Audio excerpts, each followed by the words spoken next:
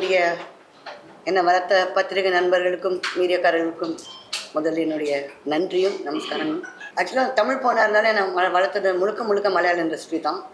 And மலையாள இண்டஸ்ட்ரியில் ஒரு காலத்தில் நீங்கள் பார்த்தீங்கன்னாக்கா நம்ம தமிழுக்கான அந்த கொஞ்சம் சுவைகள் கொஞ்சம் குறைவாக இருந்தது. ஆனால் தமிழை ஆசைப்பட்ட தமிழ்லேயும் டைரக்ட் பண்ணும் வர டைரக்டர்ஸ் ரொம்ப கம்மி.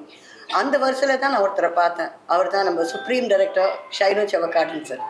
அவரோட இது என்னுடைய 3வது படம். அவருடைய முதல் படம் அவரோட நான் ஒர்க் பண்ண பாயிண்ட் ரேஞ்ச், அது ஒரு டிஃப்ரெண்ட் ஜானர் படம். அதுக்கு அடுத்தது ஆர்கே வெள்ளிமேகம், அந்த படத்தில் நடித்தேன். அண்ட் இப்போது இது ரகுராமன்.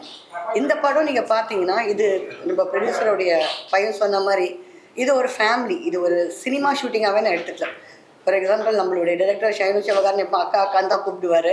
அதே மாதிரி நம்ம ப்ரொடியூசர் மேடம் வினிதா அவங்களும் என்னை எப்பவுமே அக்கா அக்கான்னு தான் கூப்பிடுவாங்க. சம்பத் சாரோட எனக்கு காம்பினேஷன் அது வரலன்னு ரொம்ப ஃபீல் பண்ணுறேன்.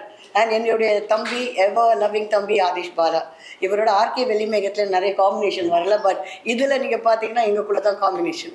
அண்ட் நைட் ஷூட்டிங்லாம் பார்த்தீங்கன்னா ஃபுல் நைட் நாங்கள் வேலை பார்த்துருக்கோம். அதாவது ஈவினிங் ஒரு 6 மணிலேருந்து அடுத்த நாள் காலையில் ஒரு 6 மணி 7 மணி வரைக்கும் கூட. பட் எங்களுக்கு தூக்கம் கூட வரல. அந்தளவுக்கு ஜாலியாக பேசி பழகி கிழகி ஃபுல் நைட் ஓடிடுச்சா அப்படின்னு நாங்களாம் ஃபீல் பண்ணோம். அந்த அளவுக்கு லேடிஸ் ஸ்டண்ட் இந்த அளவுக்கு பண்ணுறது ரொம்ப கிரேட்.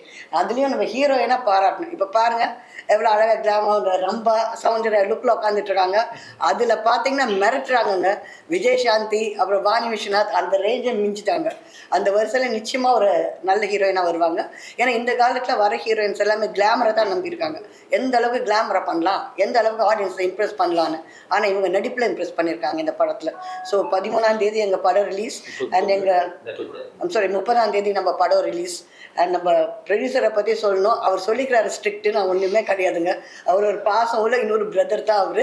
ஸோ கண்டிப்பாக ஒரு டீம் ஒர்க் சொன்ன மாதிரி டிசிப்ளின் இருந்துச்சு எங்கள் யூனிட்டில். அந்த நேரத்தில் லேட்டாக ஷூட்டிங்க்கு வர்றதோ, இஷ்டம் உள்ள நேரத்தில் ஷூட்டிங் போய் டிலே பண்ணுறதோ ஒரு ஆர்டிஸ்ட்டும் கிடையாது, யாரும் கிடையாது. அதனால டிசிப்ளினாக வேலை பார்த்தோம், அதே வந்து சின்சியராகவும் வேலை பார்த்தோம். ஸோ எல்லாம் வாங்க தியேட்டருக்கு படத்தை பாருங்கள்.